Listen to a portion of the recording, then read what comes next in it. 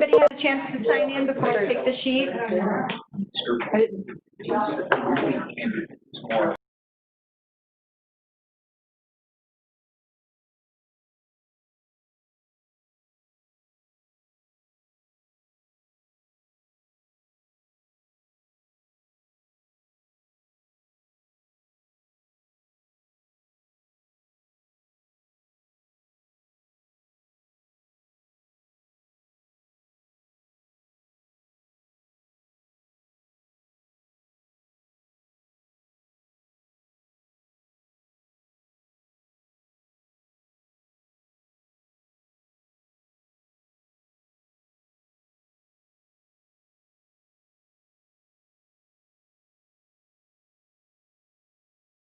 Guys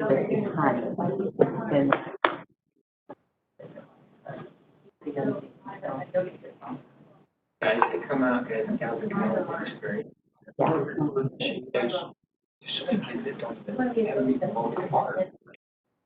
Right, you're going, Julianne? Okay.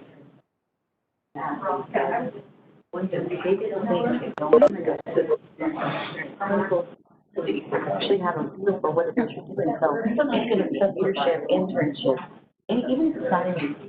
Yeah, there you go. Do I have to register? Got a little time. When we hired. Yeah. Second ride. They just.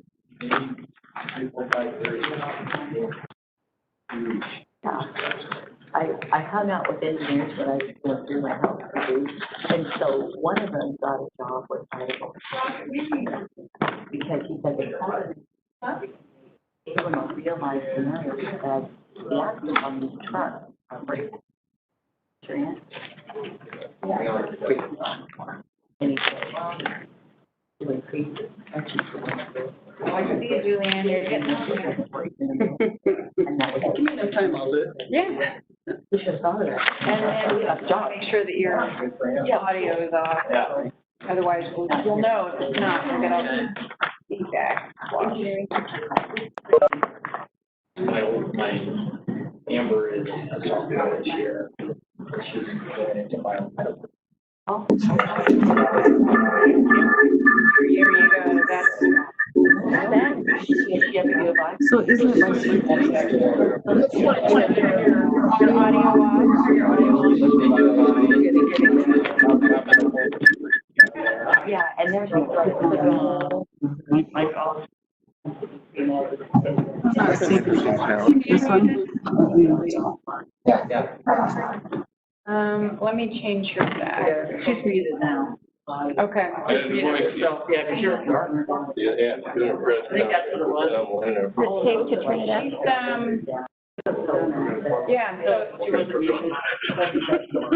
okay. And then are you able We're to gonna do everything. Yeah, in hindsight. center, so whenever you're ready to share your screen. Him at least. And she's got somebody in the business, right? Yeah. Julian, you have the power to share now? Yes, I do. Yeah. And that would be stuff playing. I can turn the volume back up. Yeah. Okay. They've made a great offer. I do. They even, Oh, I can let you control. are they operating out?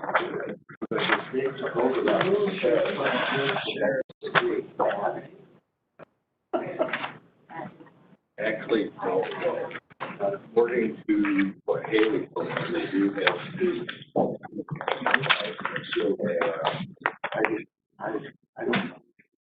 I was looking at a successful job for that. So we're thinking. Really?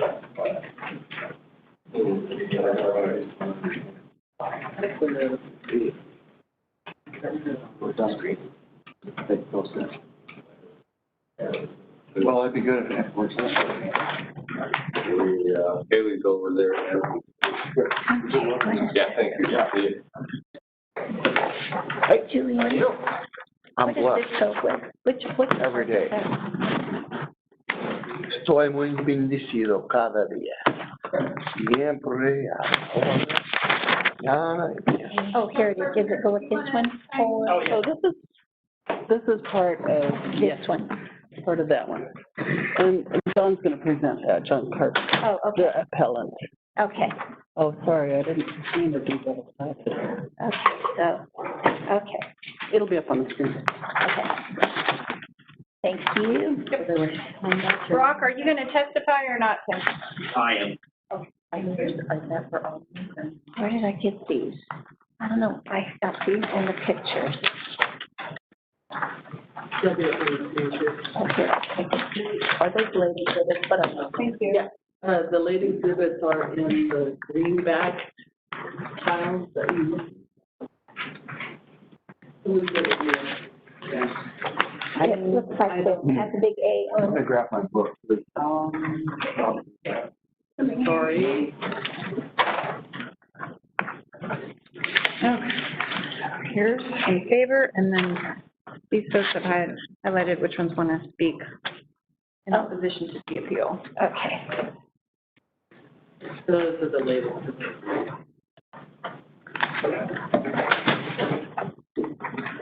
Okay. Good morning. It is Tuesday, September 1st. All three commissioners are here in the commissioners' meeting room. Monica Reeves is doing our deputy clerk duties, and we are here for a public hearing. This is a public hearing to consider a request by John Carpenter for appeal of a conditioned approval of a home business. Case number AD 2020-0029APL. And before we get started, we have quite a few people signed up to speak. This is a public hearing, and we'll swear you in. I just want to see what we have. Anybody online, Monica? No, just live stream, so Joe. Okay, okay. So I have John Carpenter, Emily Watson, Jeannie Hetrick, Mark Munson, Holly Rising, did I say that right? Rising, pardon me. Brock Obendorf, is that right? Yes. Okay, you left off that whole second half of that. Yeah. Okay, and Jim Jolly. So that is, did I miss anybody that wants to speak? I saw somebody pointing, no? No. Okay. Monica will swear you all in. And in addition to those names, Julianne Shaw and Tricia Nilsson, do you swear or affirm the testimony you give will be the truth, the whole truth, nothing but the truth? So help you God? I do. Very good. Okay. Okay, who we got here taking the lead? Julianne? Thank you. It's nice to have somebody here in person. Yeah. Glad you're here today. It's just easier because it's been a long time and I'd like to be in front of you. We'll do virtual in the future.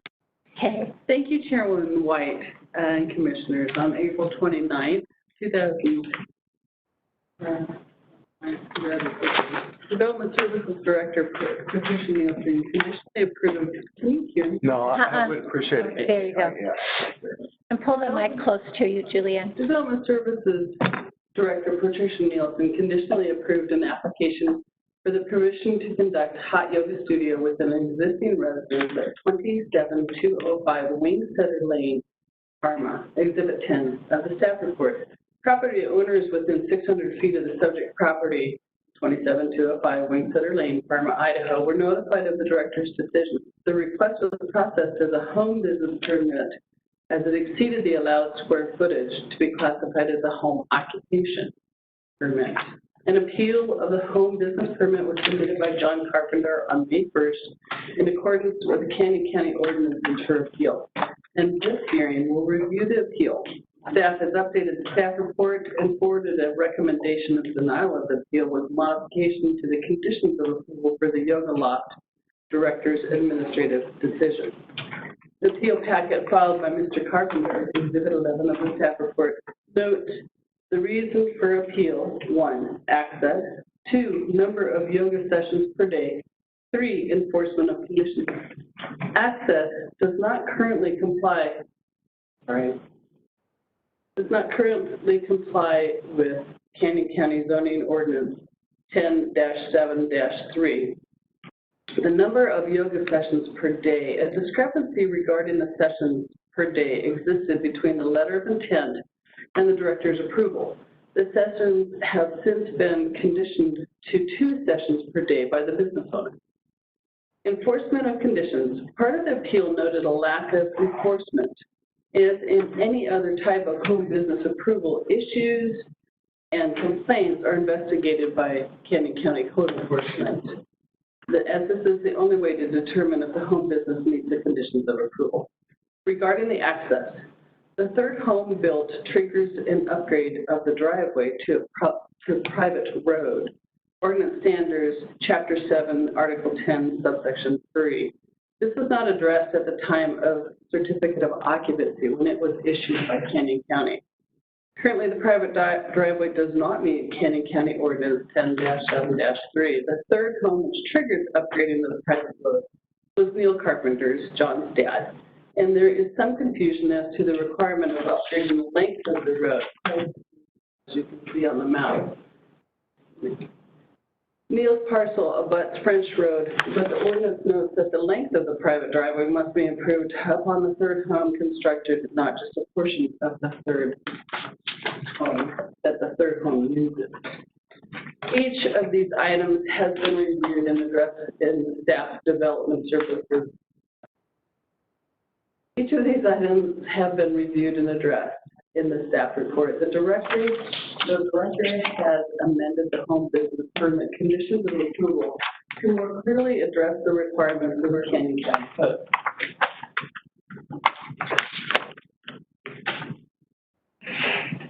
This is a sketch that was submitted by the applicant for the home business, and it shows parking and location of the business in Peak.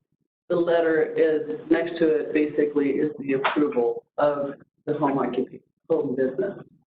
The 2 letters, or the letter that you see here, is the appeal letter that John Carpenter sent, and the list of concerns being access and sessions per day and enforcement of conditions. This is a history of the building permit that occurred along Wingsetter Lane. So the first house built was 27205 Wingsetter Lane to Mr. Burgess, who eventually sold it to Mr. Jolly, who is here today.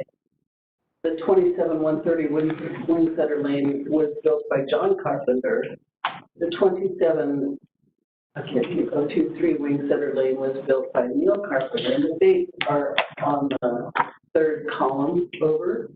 And the fourth one was the second residence at Mr. Jolly's location, 27200.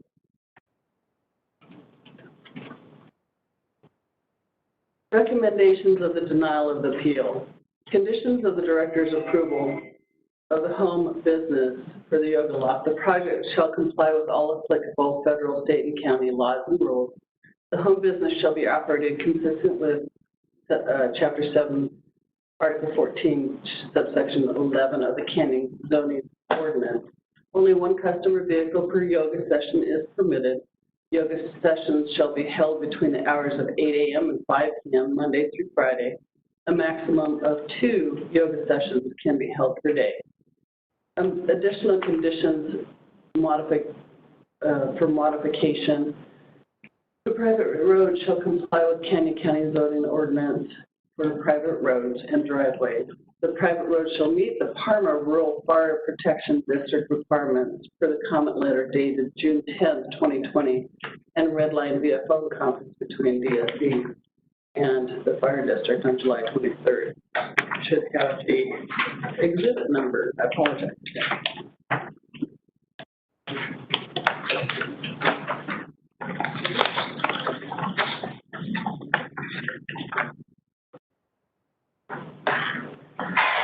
The exhibit number for the Parma Rural Fire District is number 19, exhibit 19. At this point in time, I will stand for questions from the commission. Madam Chair, Yes, ma'am. can you tell me what the current width of that road is? I have several questions. It varies. In the staff report, excuse me, on exhibit 2, you can see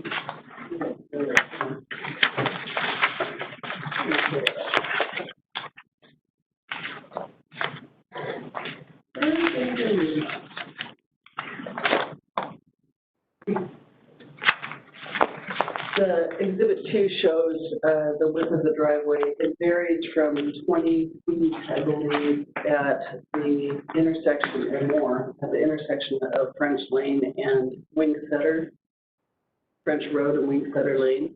And then it narrows down to less than 12. John, help me out here. I'm sure that, I can address it. Okay, John will go into the width, but there is a visual that I have in the exhibit. I'm sorry, I'm not pulling that up. No problem. I also have a question. Was there a decision by the Director of Development Services to allow the road to be narrower when additions to the property were made on the shared driveway? Not cognitively. The certificate of occupancy is issued, and those items should be addressed at that time, but it was issued in 2019, I believe. Okay.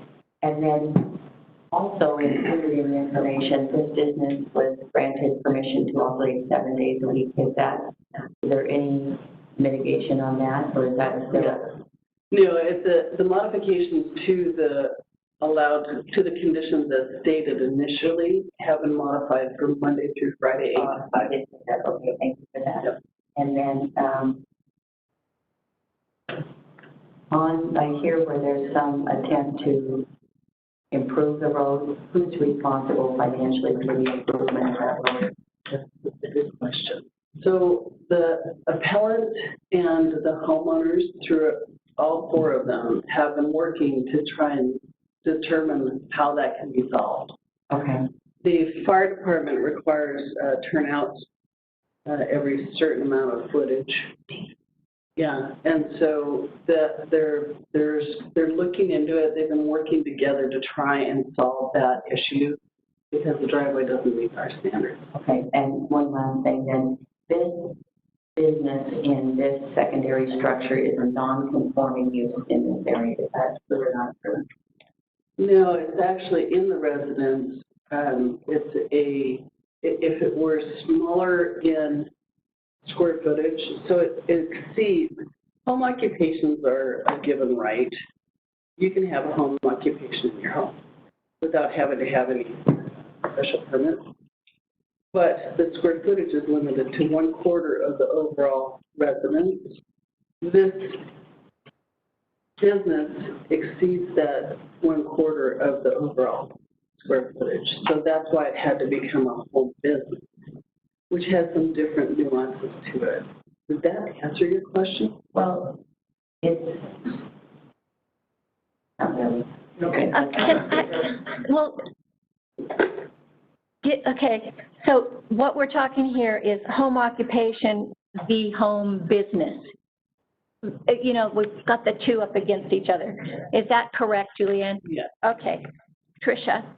Those are 2 different land uses in the matrix that have different standards, as Julianne said. The home business can go up to 1/3. Home occupation is allowed use.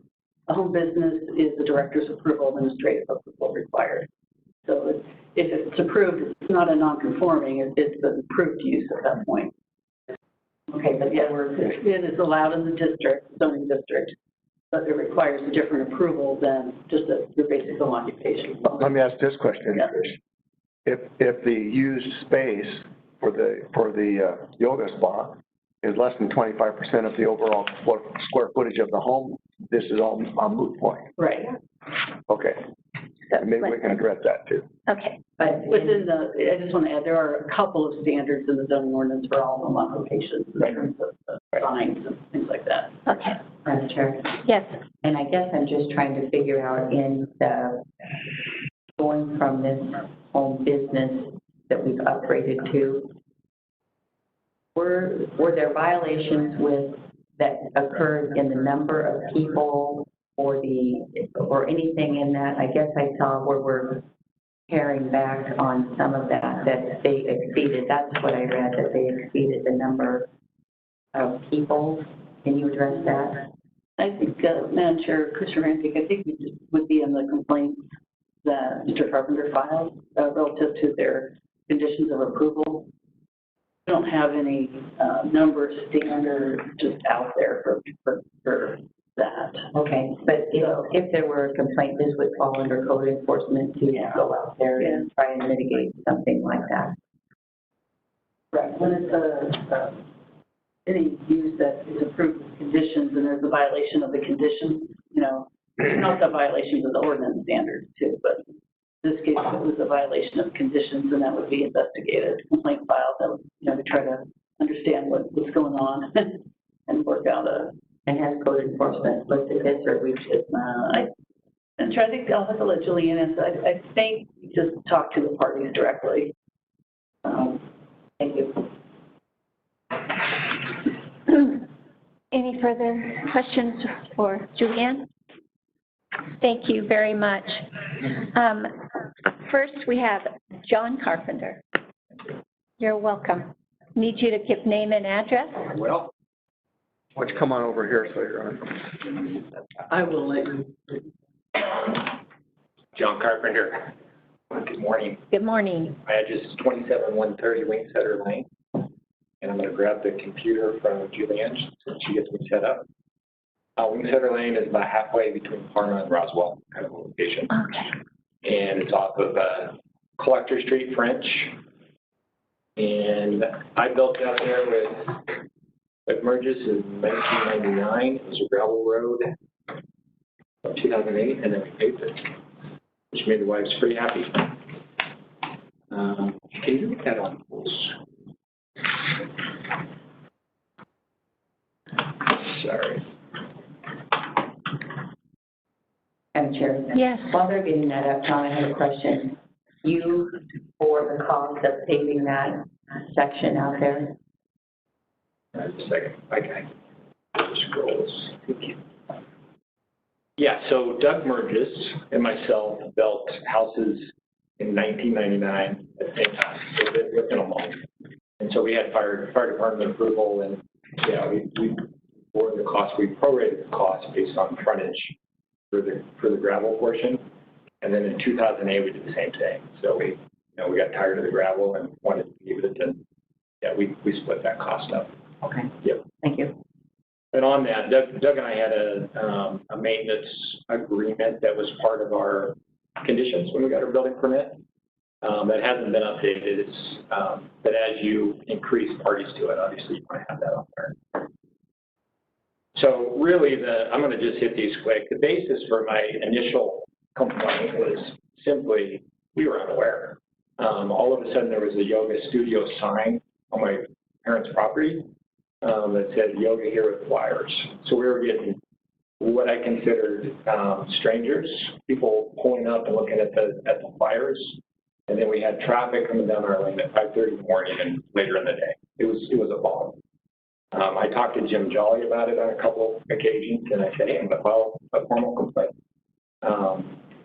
Just really wanted to understand and to manage it. So I filed the complaint. I don't know what that was, but May. Yeah, first of all. And then Tricia approved the home business. Which at first bothered me, but when you look down at the conditions of approval, they're actually not that bad.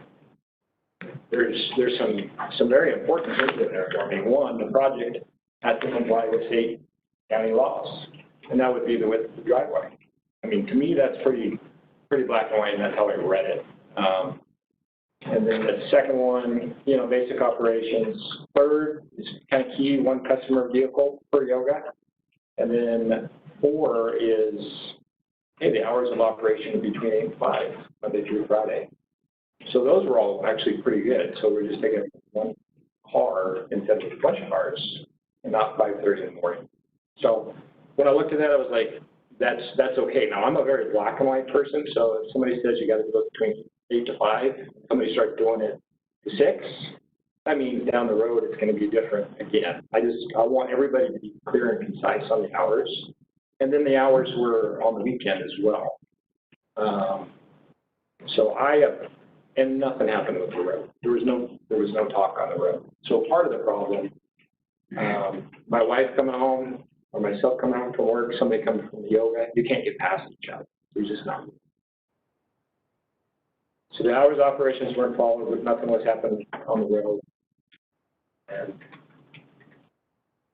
again, I told Jim I was going to appeal it if something didn't change. And I sent in my appeal. And I'll address some of your WIT questions here in a second.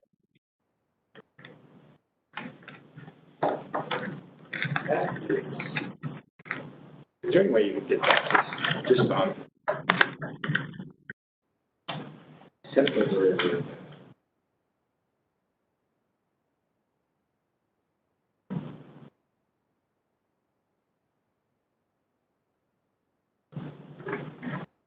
Anyway, as I said earlier, that's The wrong way here. that one we're trying to look at the site map. The first house is my parents' house. They are right next to French.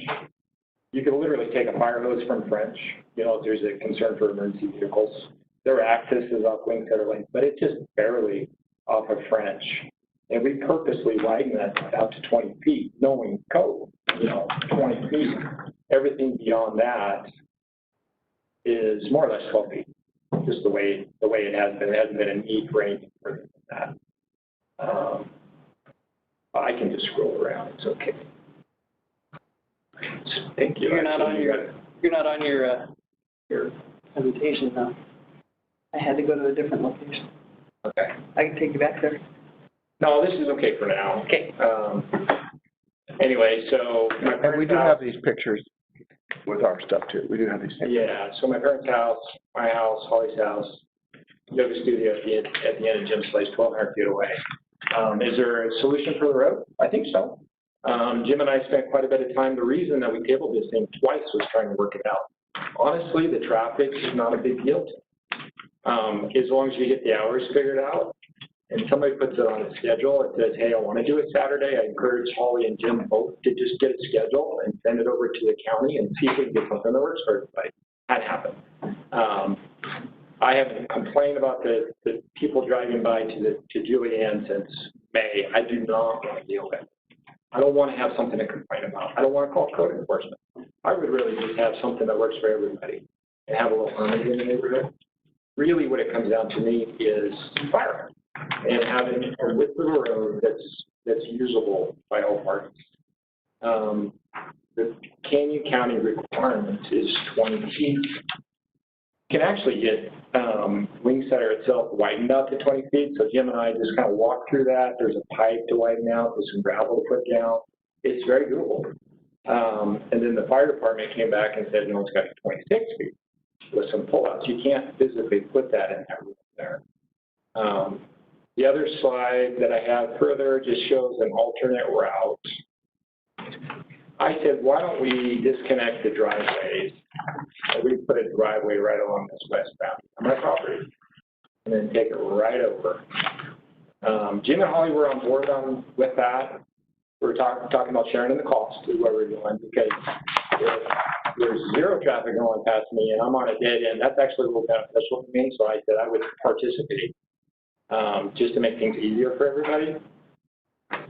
But I said I'm going to call the fire department. It's kind of where we ended with it. I'm going to call the fire department and make sure, one, they're going to approve that, and then two, what the requirements are. So the fire chief said, well, it's got to be 20 feet wide, not to 26, but it has to be 20 feet. Kent County Code is 12 for two houses, but for fire it's 20 because it's so far back there. And then you still have to have those 2 pullouts. So I relayed that to Jim and Holly, told them both, here's the requirements. Here's the fire chief's number. You can call him yourself and ask him the same question. But that's what it's going to take. And then the outcome was, it's too much of a cost burden. Don't want to do that. It's okay. So with that, I just said, okay, we'll go before the board and we'll be done with this. I don't want to carry on a problem in the neighborhood for a long period of time.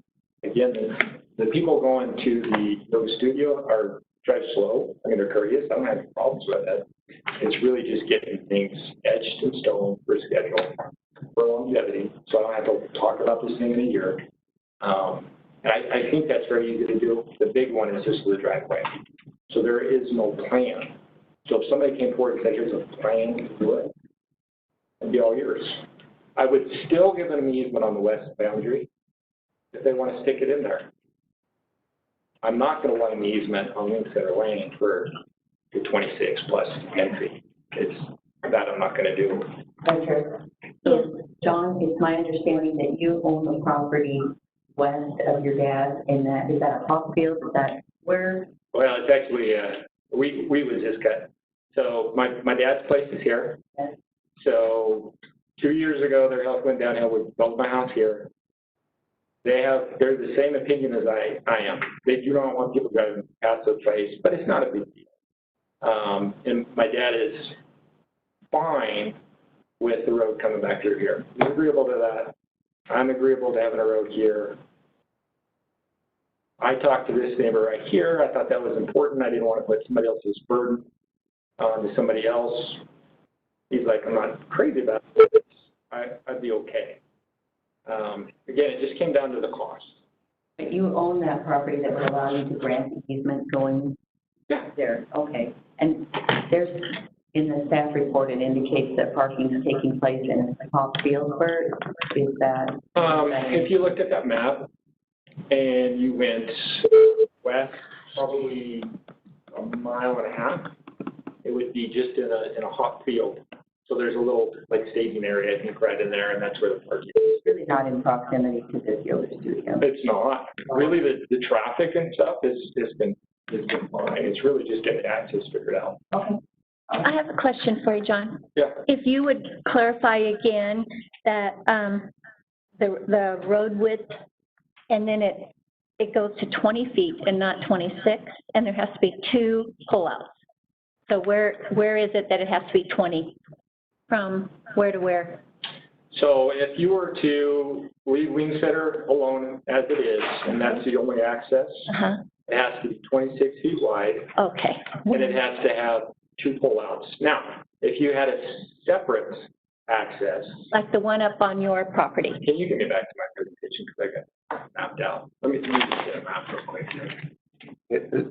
We have that in Well, here. she's asking me questions. That's this one. That one on the record, please. Yeah. Yeah, we have Part these of on the the discussion. exhibit, that were provided notes in the exhibit number on there. It's just going to take her. So anyway, to answer your question, if you disconnected it and you had 2 separate drives, Yes. now code says 2 or less houses, it only has to be 20 feet wide. So Wingsetter can be 20, or excuse me, 12. It has to be 12 for 2. Fire, though, once you start taking access to a commercial business, is how the fire department looks at the yoga studio, it has to be 20. And because it's so long, it's a 1/4 mile to get back there. Oh, I see. Okay. I guess Tricia, Julianne, that might put the question back to you though. This is a home occupation or a home business. Is there a different designation for a commercial thing? Because it's not commercial, it's residential. Right. So I don't know how the fire district would say it needs to be 26 because it's not commercial.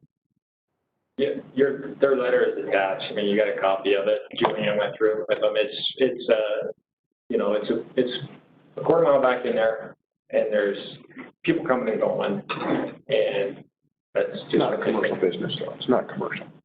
Home occupation. Anyway, so we've been working out really the road issue for 4 months.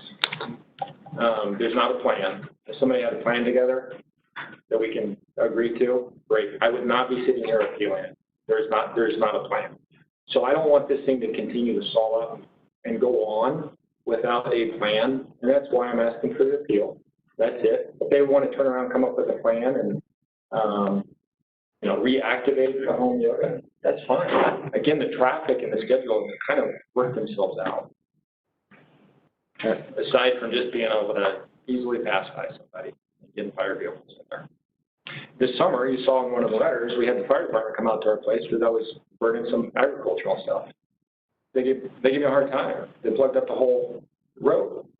And it's like, yeah, that 12 feet's a little narrow. Any other questions for John at this time? Not at this time, thank you. Thank you very much. Thank you. First, I'm sorry, Madam Chair, I do have one question. Do you have cost estimates for those improvements to either? I kind of do. I'll give you what I think. So Jim and I, when we first were talking about relocating the drive, we made the assumption, I did, that the road relocated on the west side would have to be 12 feet wide, because that's Canyon code. And that was in that $40,000 to $45,000 range. After it went to 20, I mean, we could do the math, but we just kind of came to the conclusion. You just doubled it, twice. It's not, I mean, from 12 to 20, it doesn't have to be paid for that whole thing. You could do 12 for asphalt, and you can add 4 feet either side for gravel shoulder. So it's not a double. It's probably in that $60,000 range, somewhere in there. Okay, so that takes care of the west side. What about improvements to wind center? It doesn't physically fit in the easement that's there. Okay, and it, Yeah, it doesn't fit. So there's a 30-foot easement across my parents' property. So it's not a common lot or something like that. It's an easement, ingress, egress for residential only, at 30 feet. So you can't shoe in a 26-foot plus 10-foot turnouts, plus a borrow ditch, plus room for the fences in that. Right. It just doesn't work. okay, thank you. Yeah. thank you. Okay, I have Emily Watson. Holly, want to speak first? Or? Well, I can, Holly, do you want to go before all the others? Sure. Okay. Emily recommended that, so I think that's good. I mean, I think there was. Thank you, Commissioners. There, okay, very good. I need your name and address, Holly. Good morning. I'm Holly Rising. I'm at 27205 Wingsetter Lane, Irma. Okay. I'm going to keep this brief and to the point. I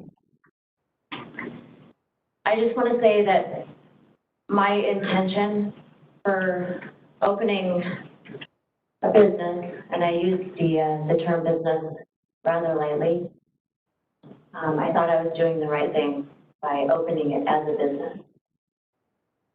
Initially, my intent was to keep it very small, very modest, and very community related. I feel that I have achieved that. Most of my students, all of my students are here in the room. Forward. I currently guide 12 students. And most of my students come 3 times a week. They're committed to their practice. I won't sit here and go through all the benefits and what yoga is and what it isn't. But to an outsider, I can describe it as like we're a band. We're having band practice, but we're having yoga practice. Like I said, it's very, very small. It's not going to grow. I've capped it back in May when I got the appeal with the conditions, I proactively, arranged the carpool, and that was before the condition of carpooling. I proactively started doing that. I started finding ways, to make it work. I didn't want to be a burden. I didn't want to bother my neighbors. I was looking at what I wanted in the end. And what that was to have a very small space, which I do have. It is an 18 by 20 room above the garage. I did not reconstruct the home at all. I put new flooring in, I added mirrors, I added a state-of-the-art infrared heating system, which brings a lot of benefits to the body and the mind, and put the word out. The flag and the flyers that I put at the end of my driveway in November, I regret that. I can't go back because it looked like I was trying to, you know, call the masses, and I wasn't. I was in Parma, Idaho, and I didn't know who wanted to do yoga in the country. I didn't think anybody would want to do yoga in the country. I mean, who wants to do yoga in Parma? Well, these people. And these people are professionals in the community. My people are farmers in the community, first, second, third generation business owners. I'm really, really, really proud of what we have. And I would hate to have to see it go. I don't look at it as a business. I don't look at it as something that I need to grow big. All along, my intention was to keep it very small, very quaint, and that's what we have today. The last point I'd like to make is I keep hearing the schedule. As a business, I have a scheduling system online. It's powered through an application called Vagaro.com, and it's public. You could find it. It's called the Yoga Loft, and you'll see it's consistent since May, when I had the conditions of the first appeal for my hours to be Monday through Friday, 8 to 5. I immediately followed that condition, and you can track on Vagaro.com since May. My hours have not changed. I don't have random hours. I don't have people coming in early in the morning, late at night. It's the same every single week. I have a Monday class, 9:30 a.m., which is after my neighbors go to work, which, that's just an added, so. Tuesday, I have a 9:30 and a 4 p.m. The 4 p.m. kind of helps people rock open door. People that work during the day, they can come after work. A nice stress relief after work. Wednesday, 9:30 a.m. Thursday again, 9:30 to 4. Friday, 9:30. So the hours are absolutely consistent, and they've been consistent since May. They haven't changed.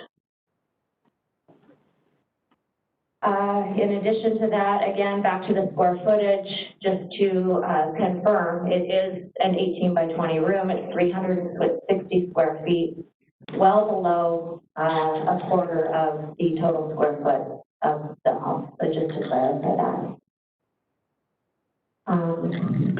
Could I ask a question? Of course, yes. Do you know the square footage of your home? Jim Jolly does. It's It's like 3,500. 3,500, yeah.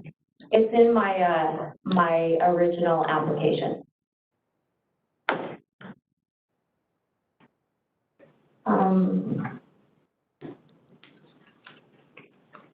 I think I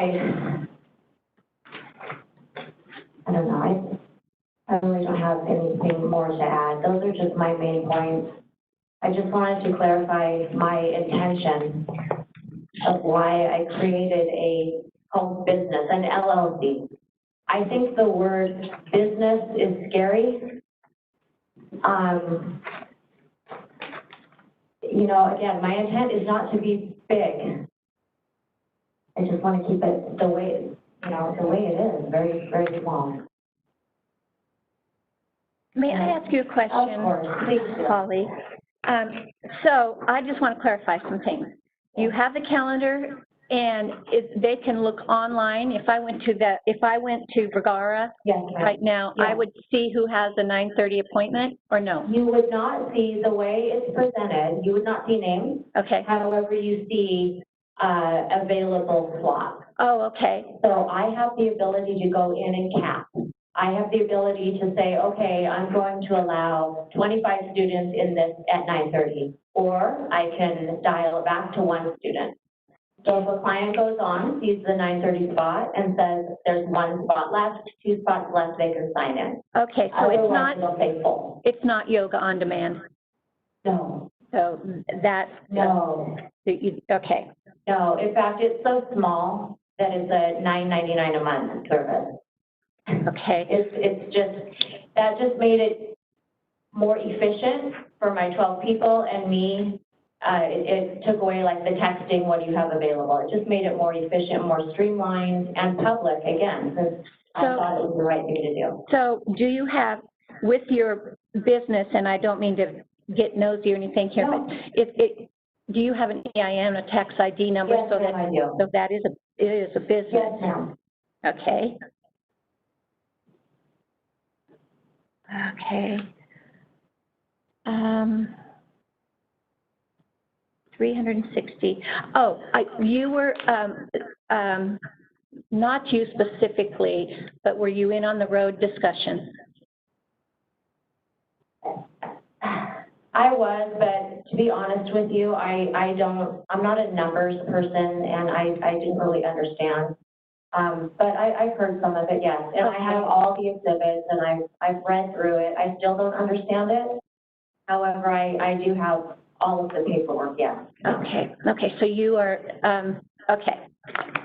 Yes. I think that's good, thank you. However, I was a little confused about, the fire department ordinance, coming in late on June 10th.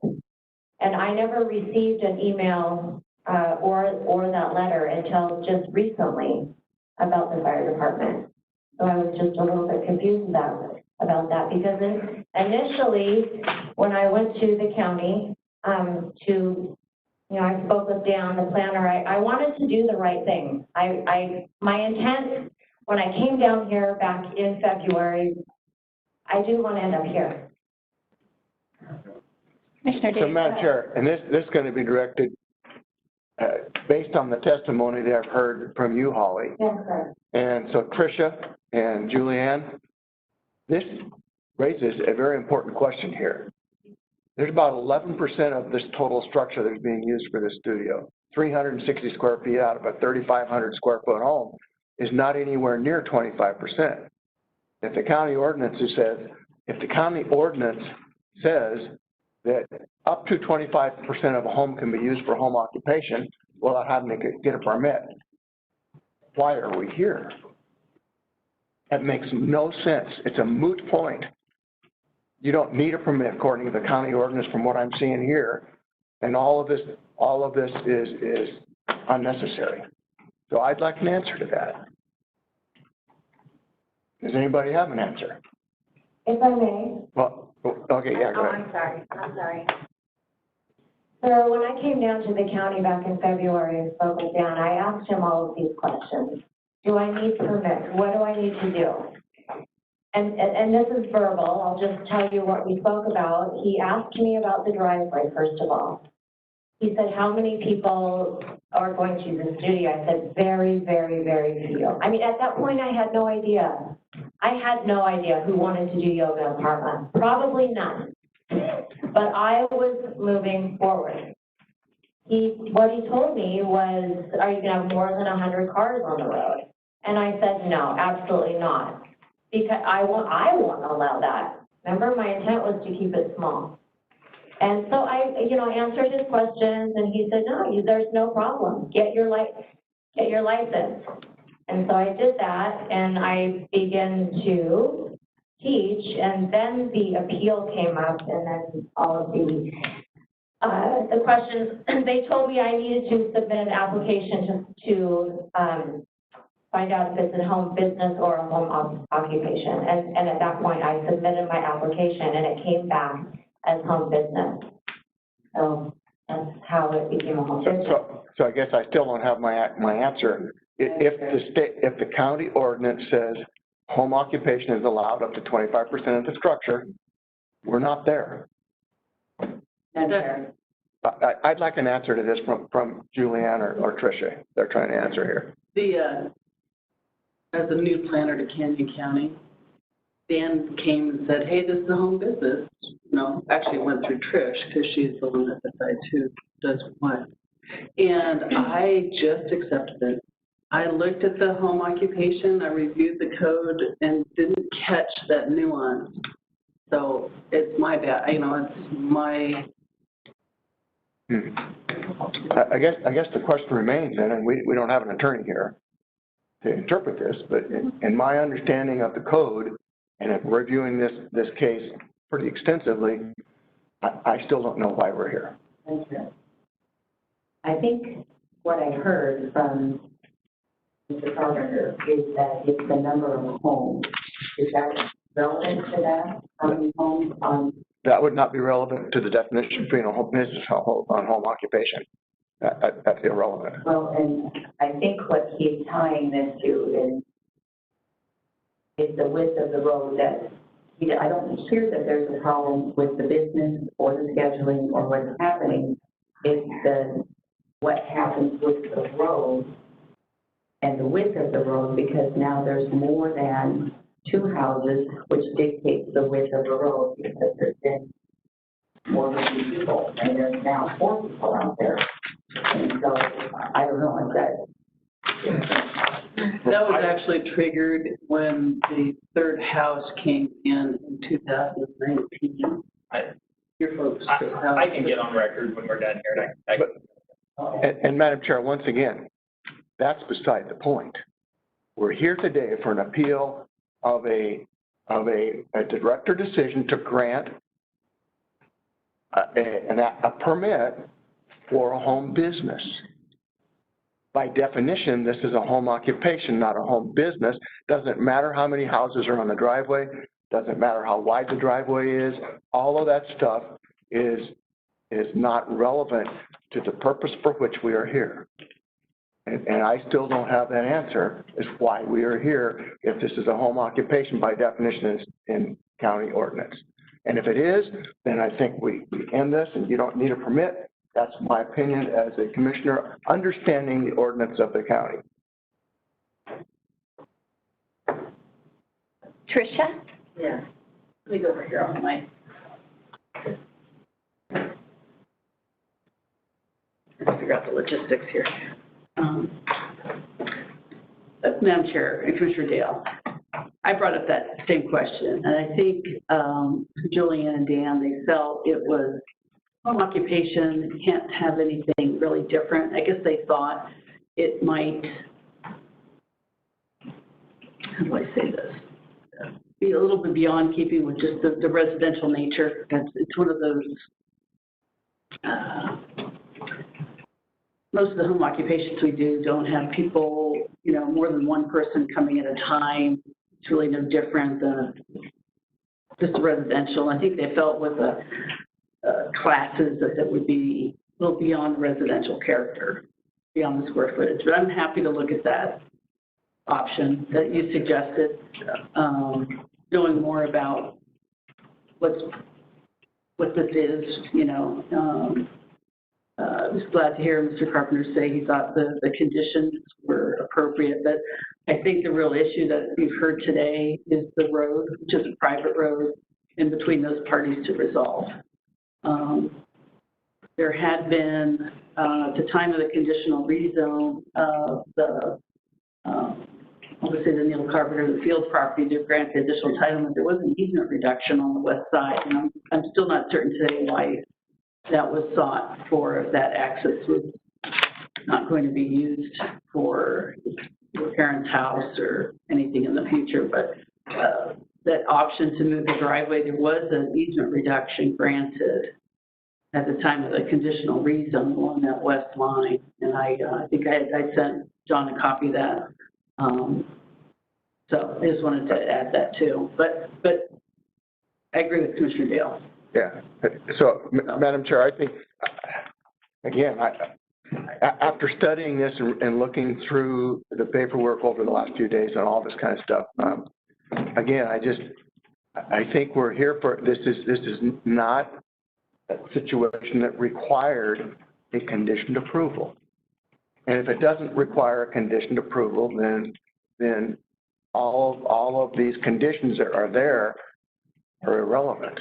And regardless of, and I'm sort of I like to see gray areas in a lot of things, but a lot of the county ordinances are pretty black and white. And this one's pretty black and white. 25% of a home, it's a home occupation. Above 25%, you got to get that conditional approval. And that's where I'm going to stand. I don't necessarily, I understand all these folks are here to testify, and I'd like to hear them all speak, but I think we're here for a purpose that is a moot point. Madam Chair, I'll just add, I think it would be good to hear testimony from the I think so too. And then I would probably advise then we provide for rebuttal, but then continue this and we'll consult with the prosecutor's office. I think that'd be a great idea. All right. I agree. That sounds like a plan. Okay. Thank you. Anything else for Holly No. at this time? Did you have anything else, Holly? I don't, thank you very much. Thank you. Emily?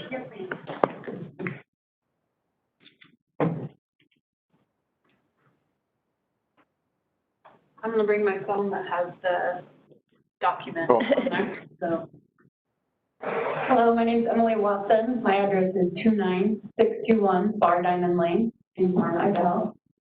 And I just wanted to take the opportunity to testify for Holly. I think I was maybe Holly's second student. Yeah. And so Rob North and I are both fourth-generation farmers in the area. My family has been a big part of the community in Parma. My mom was the mayor, yes. I think probably 90% of our students also have children. So I know that John mentioned that his main points were the road, but I think some of the points that he put into his appeal, at least from our point of view, should be addressed. Because I know that he's mentioned that it invites theft and, you know, he had concern for his children, but I just wanted to notify that everybody, we all do carpool. And as far as the schedule goes, I mean, the schedule change was a big issue for me because I do work a 6-day-a-week job. And it is a very committed schedule, and I've had to make changes to my work schedule to be able to be committed to the 3 days a week. So we meet every class 15 minutes before class starts. We carpool, which really isn't ideal for me because of the coronavirus situation, but it was something that we did, you know, we're all very safe, we're all doing it. I myself have never ever been to a class carpooling or before that where I've ever encountered anybody else on the road. So I've never been in a situation where I've had to pull in and somebody else in either home is pulling out. And then as far as the theft goes, again, everybody here is either a business owner themselves, has pretty big ties to the community, and I don't ever see that being any kind of a problem. And we are carpooling with all of these people, so we all know each other pretty well, as far as that point goes. And then, you know, just thinking about a small business and a business operating in a home, I mean, from my point of view, I guess I've been to a Sensi party where there's 30 people at a home several times a week, you know. So I think with what she did, and I know she did it before the appeal came through, was to be very strict on how many people are allowed in the room and the car situation coming down. So I just think from our point of view, we wanted to commit that there is a schedule. It is during working hours, and the classes are done, you know, between that 8 to 5 time period. And I think just from a personal note, I think yoga, it sounds maybe like a frivolous thing, but for me, it was very, critical. I broke my back 7 years ago, and I recently just cut my fingers off. And You need to be careful with your. I know. But I mean, I've done the physical therapy for the last 8 years. I've done every kind of therapy known to man. I've done injections, I've done steroid injections, I've done saline solution injections, and hot yoga has literally been the only thing that has worked for me in my situation. And if Holly Studio wasn't there, I would not have the opportunity. The closest studio you could go to would be in Nampa. And with having kids, with running a packing shed and a farm, that would never be an option for me. So having something in our community, in our area, like something like this is life-changing for me. And I would do anything to go to a yoga class. I mean, I went with broken fingers at the correct time. And I mean, my childcare is centered around going to hot yoga at the current time. So. How many are in your class? I think I read in here the class size. It's like 4. Mm-hmm. Yeah, okay. Yeah. And I mean, the room's small enough to where you really physically. You couldn't do any more. Yeah. And especially if there's a gentleman that's tall, I mean, it's a very limiting. Well, it's kind of like, I look at the picture we have, and it's kind of like an attic studio. It's a bonus room. A bonus room, yes, there you go. Yeah. Okay. But I do want to commit at least from me and all the students, so that we are very respectful. I have dogs, I have kids. I know how, I live by the WMA, so I know what it's like to have a lot of people driving by my driveway. So I did want to commit that we are very respectful. We have one vehicle, we drive very slow. The dog comes out 90% of the time, and we stop and let him come out and let him go back in. So it's something that we're all very committed to, having kids and having driveways, and that for us is something that's very important, because I know to me it's also very important that people also operate that way at my house. So. Thank you, Emily. Anything more? Thank you very much. Say hi to your dad and mom. I will, for sure. Jeannie Hetrick.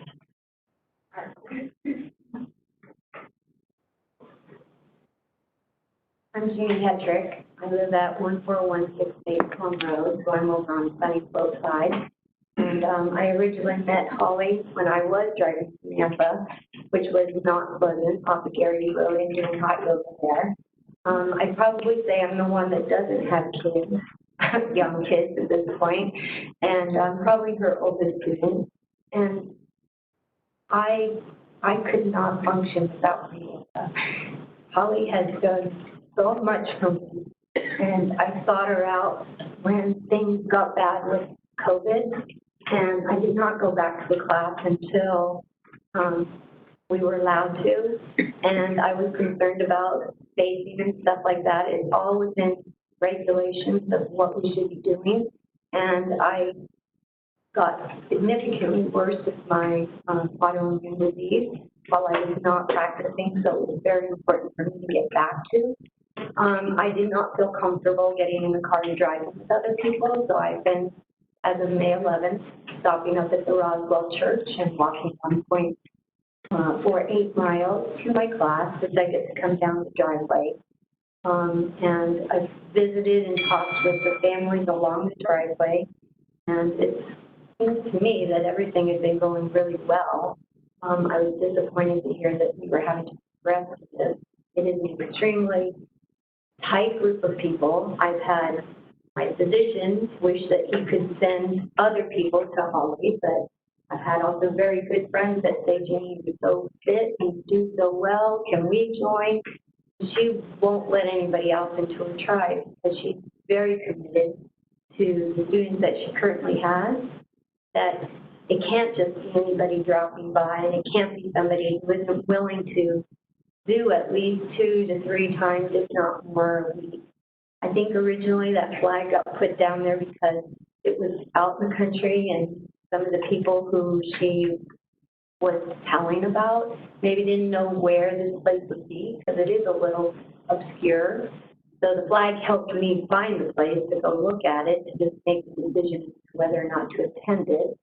I agree with Emily and some of the things that was in the original complaint, make that is somewhat changed from the neighborhood issues. But I've been parking and I've met Anita and Peggy and Deborah. As I walk down, they all say hi to me every morning. There's also a family with young kids, and the little kids are out there doing when they were doing their homework or whatever. And they all wave and say hi and tell me have good yoga. You know, the farmers, as they've been passing me the very first week I started walking, I don't think there was a single car that went by, truck that went by, even some of the Hispanic ones that stopped and asked me if I was okay, because they probably thought I was some crazy white-haired lady with my tent on the back and my little lunch bag walking down. Are you all right? Do you need a ride? I have people now waving at me routinely as I walk down, and then I turn around and walk back in bad weather. That's my crazy 10 kids, Catholic family texting me because they have somebody in ICU right now, so I apologize. That's it. I'm sad that it has come to this. I'm grateful to hear that maybe now with the size of the building, I can't imagine with the people who lived there before, having had kids and teenagers, that there wasn't at some point, people would have to back up maybe a little bit down the road. I mean, I can't imagine that that's never not occurred. So I know that everybody has been very good about carpooling. The timeframes have been extremely regimented on that Vagaro website, and I feel like it's such a good thing. People up at the church were like, oh yeah, we know about it, because they were like, who is this mystery black car that parked up there? And so I eventually stopped in and asked if it was okay up there, and told them that I was going to hot yoga. And we've heard about this hot yoga, and at the Red Top Market, everybody's been talking about the Parma hot yoga, and what a cool idea that is to have that out and available. And I know that Holly has had many, many requests to have people join. She has kept us and committed to the group that we have, which is really important for us too, that we know that Holly is there for us first, and then the big isn't what we want. Thank you very much. Any questions? No. Okay. Amy, oh wait, no, you don't want to testify out loud, so I'm moving on to Brock.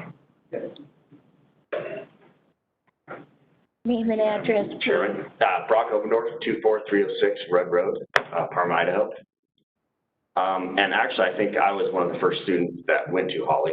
I met her at in Nampa, which, you know, that would take us 3 hours, or me 3 hours out of my day to go up there. So this has been a big deal for me. And we actually park on one of our properties in one of our hot fields. And so, I mean, you know, with all this stuff going on with the carpooling and everything, you know, we had to change our way of an entry and do all that. So, I mean, we're all kind of putting into this thing, and I think it is very important for me as a business owner, and it helps me with my day-to-day life going to this yoga class. So it's been a huge deal for me, and I just think the community that it's all created it's kind of been amazing how everyone's kind of come together, and I just think it's been a good deal for everyone, and I really like to see it keep going. And I think arguing over a road and the fire, and it wasn't a problem before and now it's a problem, I think it's a very moot point. And so I just don't see a reason at all for this. So it's kind of my take on it. Thank you. Short and sweet take. Thank you very much. Yeah. Any questions? Okay, thank you. I want to make sure. Jim Jolly.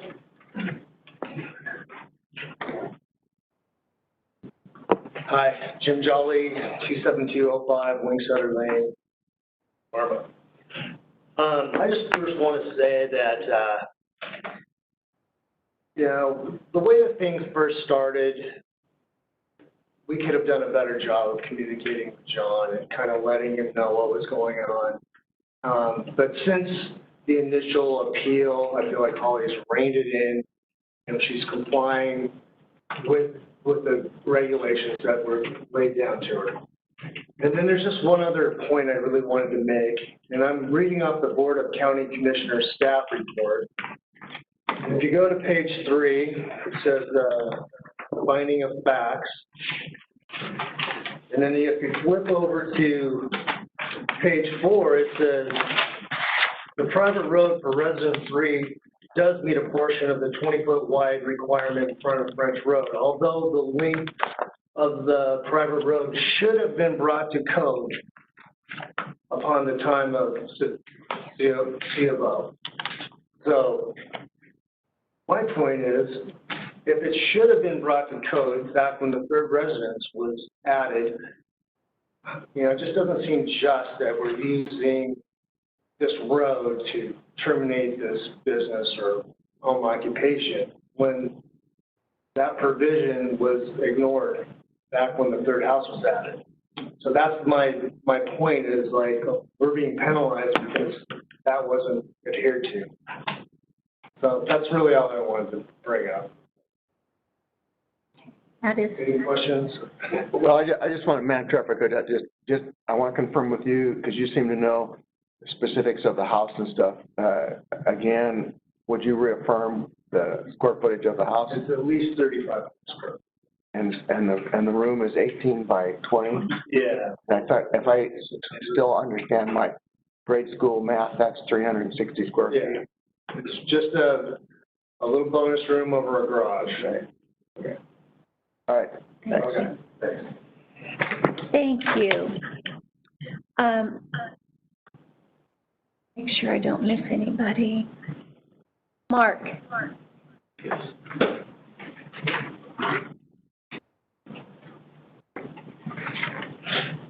Name and address, please. Mark Munson, 2397 Lodge Trail Drive, Meridian. I drive the furthest, but I have businesses in Napa and everywhere, so I'm all over the place. I just have some observations, and I just like to thank Jim, John, Brock. It takes more than one person to make this thing go in hauling, of course, but everybody has to work together for it to work, and that's what they're doing. So Wingsetter Lane, is there any reason why if it had to be widened, it couldn't just be done with Little Road mix and some gravel for that extra base to make it legal without having to do all the paving and everything? Or if they use both roads, would both of them have to be fire code or just one as far as access is concerned? There's things to think about. And the other thing that I've noticed as I've thought about this, I've opened up a couple of different businesses and gone through all the different committees and accesses and impact fees, all that. And I was thinking of what the impact of this business is, community, both positive and negative. For me, I do yoga because I have a little bit of a bad back and I'm a very active person. I like to be moving. Standing still doesn't feel so good. And I have had a lot of different yoga teachers, been to a lot of different yoga classes, and Holly is the only one I've had so far that's been able to break my hips loose and make it so that my back didn't hurt just standing. Move around here today, so I appreciate that. I've lived on a private lane just like Wingsetter Lane for 18 years with two neighbors, almost exactly the same, and I would go 3 months at a time without seeing a neighbor. That's just how it is, in the country. People come and go at different times, and they do different things.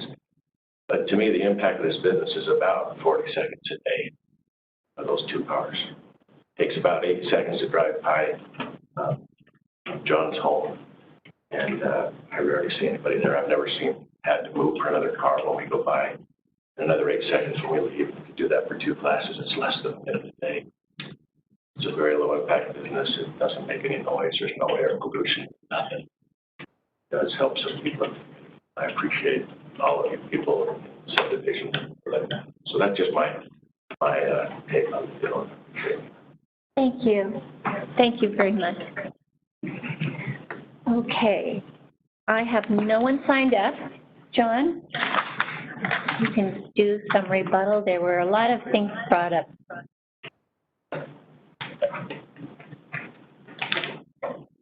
Thank you. Again, John Carpenter, I haven't been sworn yet. And I'm not going to hit a bunch of them because, as I said earlier, right, the people that are driving by are respectful. It's gotten a lot better. Mr. Dale's point, there's a laundry list of things that have to do with home occupation and home business. So if I built a 4,000 square foot house, could I put in a Moxie Java inside of it and expect people to drive by it all day long? No.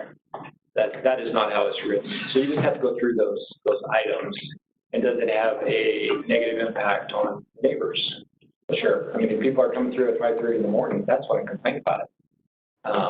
It has a negative impact. And so I'm carrying on because I want certain conditions to be met. So if they did the hours like they did right now and we had adequate length, I have absolutely no issue. Fine. And that's what I told Jim and Holly 4 months ago. So it's not a huge deal. But I do want to see the home business stick because the conditions are good.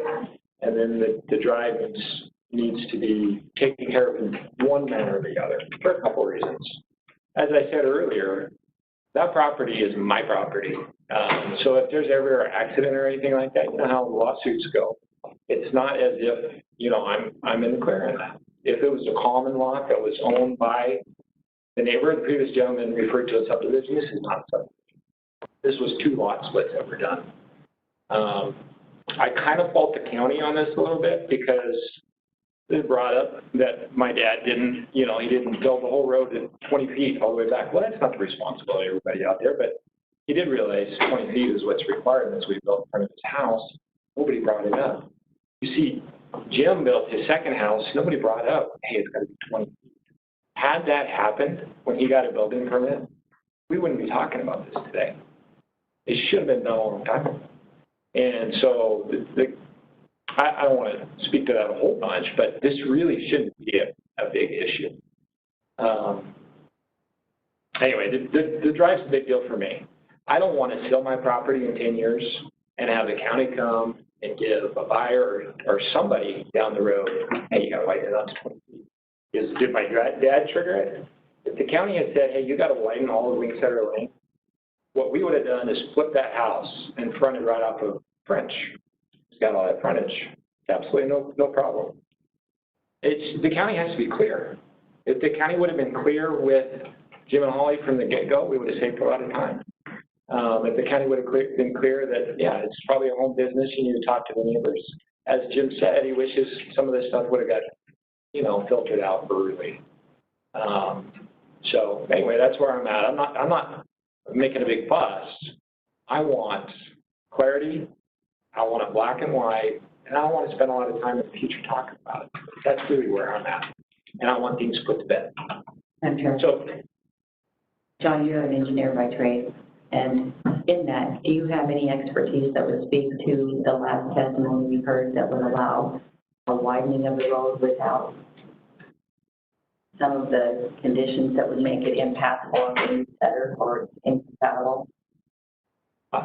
Yes, I do have experience in that. There's 2 things. Canyon County requires 20 feet. And so Jim and I walked the entire length and came up with a solution for 20 feet easily. So again, if the county had made that condition when Jim was building his house, we wouldn't be talking about this today. The fire department has a requirement that's 26 feet. Now, you guys can go talk to the fire department and say, why do you consider it commercial, whatever. That's their deal. It's a life and safety issue. It's not something that, you know, I came up with. It's at 26 feet. And you know what? We see that in projects all over the place. 26 feet for fire is not uncommon. So I don't question it. The burden, it should not be on the neighbors to work out access issues for business. That should be Jim and Holly. So if they want to work through with the fire department, they want to work through for the drive, have at it. That's what the last 4 months was supposed to be. But to answer your question, yes, yeah, we can widen that. There's room for the 20. There's not room for the 26, plus pull outs and stuff like that. For the Thank 20 you for sure. clarifying that. And there's a lot of roads and widths and. Oh, yeah.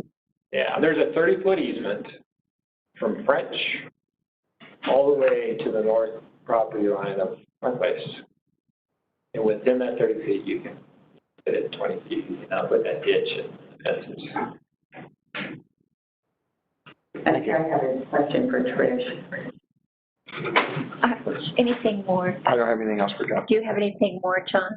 Yeah, I was just kind of getting started on that. So anyway, I would encourage you, and I'll do the same thing if you're going to send it off. Do have your attorney just look through the home occupation and the home business. Again, there's a lot of things you could shove into the house. And does that make the square footage the sole reason for allowing whatever goes in there? Absolutely not. Because there are certainly uses that have an impact. Today, the way the impact is right now, super minimal. What control do I have on that in the future? I see it as just like when it started, that potential. So I'm just looking for some long-term control on it.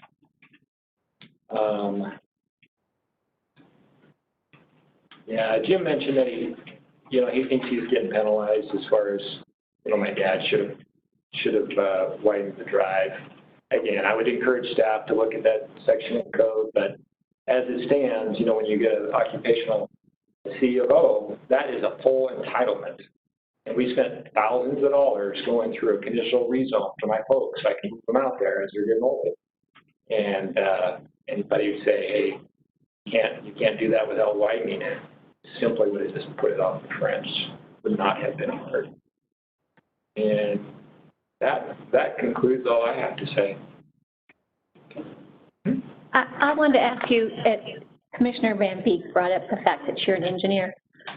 And I didn't hear you say anything bad about the business or any of that either. You're that sort of a thing. It's an access roadway issue, or that you want that fixed not just for today or for you, but for in the future and that sort of a thing. It's really two things. If it's black and white, to carry on as it does today, because all of these customers could go bye-bye and you get totally different ones in a year. I mean, there's nothing to say. I mean, the people behind me are very courteous. But, having that consistency long-term with specific conditions was great. And that's what Trish stuck in there. Holly says, we're doing it 8 to 5. Okay. She'd asked me to change that a little bit, but if that's what she wants to stick with, Monday through Friday, great. That's easy. The big thing is the drive, getting that figured out. Okay. Now, I want to know on it 2 cars, can they, if there's an emergency, and let's say Canyon County ambulance has to get in there. Well, Parma has their own ambulances, don't they, there? Yep. So they have to get in there and are they prohibited from doing that if there is another car there? Will they have to go through the ditch and up on the field and in our house, something like that? Because you can say, but it only takes one ambulance, and if their response time is held up, I mean, if they have to run up the rest of the road with a stretcher, that's not a good thing. Yeah, in the appeal package that I sent for the presentation, I simply took a picture of cross-section of the road, my pickup. Yes, yes. Driver's side, there's 4 feet left over. Right. So unless an ambulance guy is coming on a motorcycle, it's not making it through there. It doesn't fit. There's not enough room there. There's just not enough room. So let's take the hot yoga even out of the picture. Okay, so let's say there's no hot yoga. It's regardless, even then, there's still, an ambulance can't get up there if there's another car. When that third house, so if you look at those, as I said earlier, fire truck can reach my dad's house from French. And then you've got 2 other ones, John's and Jim's. That's permitted on 12 feet wide. As soon as the third one started going in, I asked a question to staff here. Because it's black and white code, no, I'm not going to make a big deal out of it, right? That one, 1,000 feet away from French, Canyon County should have said, no, it needs to be 20. Should have. Does Jim have entitlements for that house? The county gave them a certificate of occupancy. You cannot go backwards on that. A conditional use permit is something totally different. And so, yeah, I mean, it should be 20 right now. That's what I was saying earlier. Absolutely no question about it. That should have happened with that house. So let me ask you a question then, Madam Chair, if I could. If an arrangement was made to widen the road out to 20 feet, would you be happy? The fire department came back and said a letter for a letter for 26 feet wide. And I would argue with the fire department that this is not a commercial property back there and that they are unjustly requiring that, and that could be appealed somewhere, but I would take that. But I'm asking you the question. If it was right, if it was agreed to widen this to 20 feet, would you be happy? We talked through that over the last 4 months on how to widen it, yes, and getting those hours in, yes. The burden is not on me. I was not the applicant of the yoga. I am not the one that needs to come together, come up with a plan. I expected Holly to do that.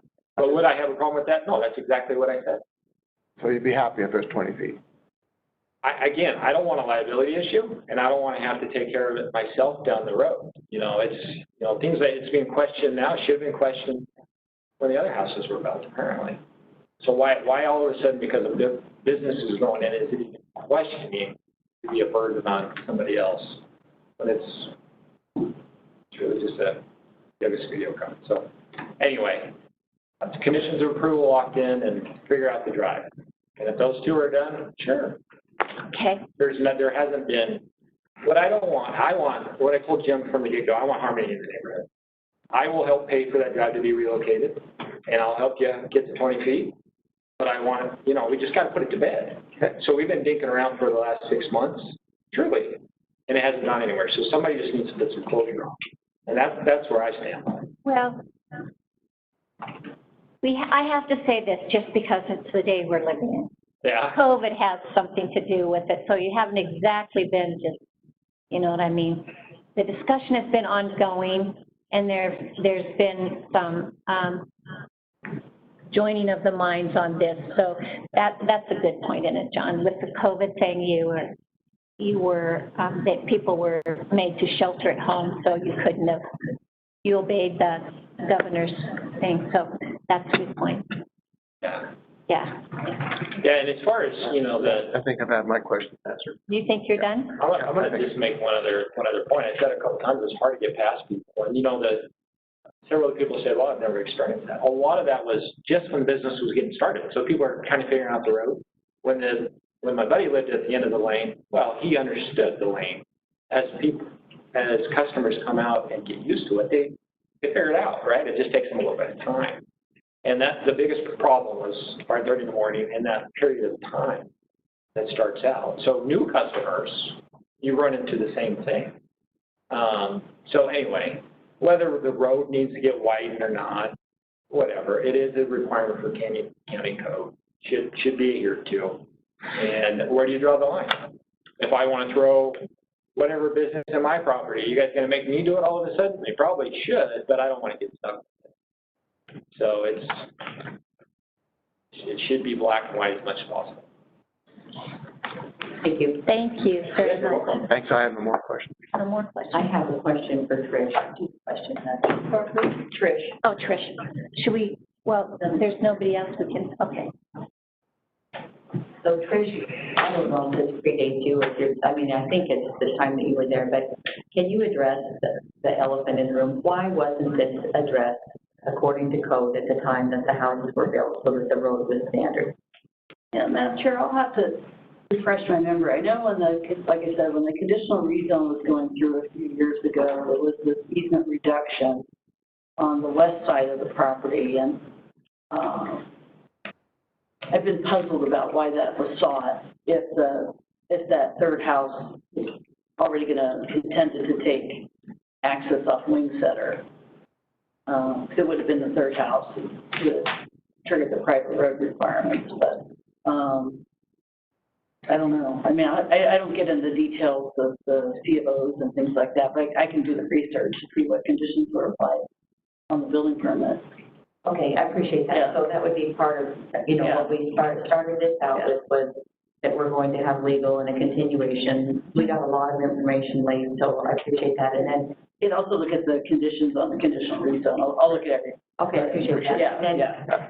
the other question that I have is, as director, we have a presentation, we have planners that have looked at this. And so, Commissioner Dale has made the point that he doesn't believe it should have gotten to the board, but how did it get to the board if you've indicated that you agree with that, but where was the oversight in the presentation or the development of this that brings it to the board?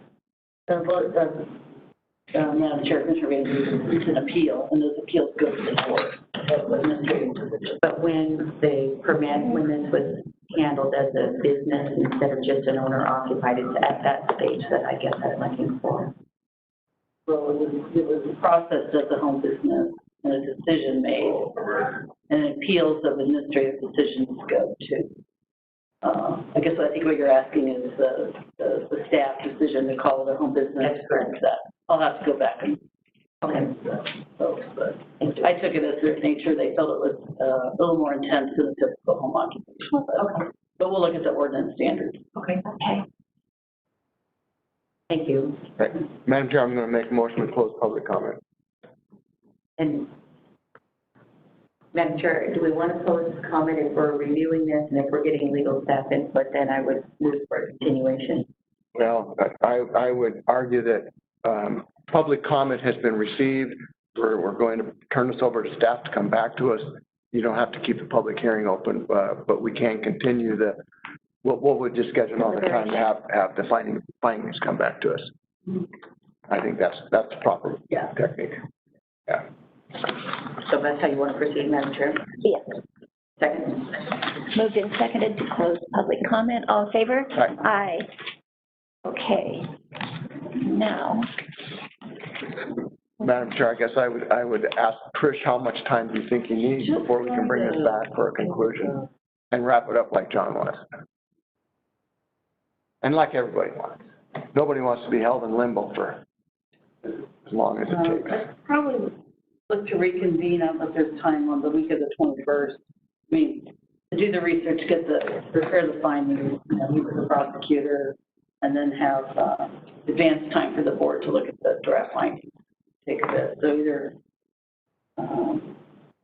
later in the week of the 21st or the week of the 28th. Madam Chair, I think that week that the 23rd and the 24th are not available for the board as a whole, and so. Looks like the 23rd is, 24th and 25th are. Oh, thank you. In the afternoon, 1:30 on September 23rd. Does that work? But good by me. Oh, wait, it looks like she's going to be having, but then it looks like you have enough. Yes, How long do you think we'll need, Tricia, once we can? Half hour, hour? Look at these folks going, how long will it take you? Maybe half hour? You have enough time beforehand to. we have the time beforehand. To read through the draft findings. Half hour should be good if we have it. And if we need to convene and leave the staff after I meet with the prosecutor, then we can maybe have that way beforehand too, if there's any questions that. Okay. How about September 22nd at 2:30? okay. I've got a Health and Human Services Committee that I'm the chairman of for ISC at 2 o'clock. Can you go at 3 o'clock? 3 o'clock? Yeah. I think, because that meeting shouldn't take more than an hour. Okay, September 22nd at 3 p.m.